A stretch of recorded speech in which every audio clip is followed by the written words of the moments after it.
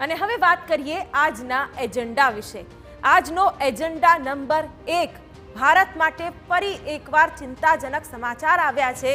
Corona કેસમાં ફરી એકવાર વધારો થયો છે અને કેન્દ્ર સરકારે રાજ્ય સરકારને એલર્ટ પણ કરી છે કે કોઈ પણ પ્રકારે તેનું જે પણ ઇન્ફેક્શન છે તે વધારે પ્રસરે નહીં, તેના માટે રાજ્ય સરકારોને પણ સતર્કતા રાખવા માટે કહેવામાં આવ્યું છે। બિલકુલ, નેક્સ્ટ એજન્ડાની વાત કરી લઈએ। મહત્વપૂર્ણ જાણકારી, રાજકીય સમાચાર। ઇન્ડિયાની આજે બેઠક, સત્ર બહિષ્કારની શું તૈયારી? આ સવાલ એટલા માટે થઈ રહ્યો છે કારણ કે કેટલાય સાંસદોને શિયાળુ સત્રમાંથી સસ્પેન્ડ કરવામાં આવ્યા છે।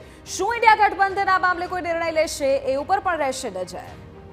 તો એજન્ડા નંબર 3 આપને દર્શાવી દઈએ। પક્ષ પલટાની મોસમ પૂર બહારમાં। જી હા, આપ બાદ હવે કોંગ્રેસમાં પડશે ભંગાણ।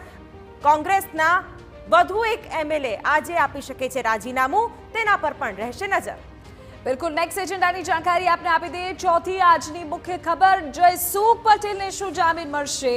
આજે હાઈકોર્ટનો આ મામલે ચુકાદો આવવાનો છે। કેસ કે જેમાં મોરબી જેનાથી હજુ બહાર આવી શક્યું નથી। એક તરફ પીડિતોના સ્વજનો વિરોધ કરી રહ્યા છે, તો બીજી તરફ કોર્ટ શું સંભળાવે છે ચુકાદો, તેના પર નજર રહેશે। બિલકુલ, અને આજનો એજન્ડા નંબર 5 આપને દર્શાવી દઈએ, જેમાં ચીનમાં ભૂકંપથી તબાહી, 100 થી વધુ લોકોના મોત, જે હચમચાવનારા દ્રશ્યો સામે આવ્યા છે ચીનથી, તે પણ આપને દર્શાવીશું।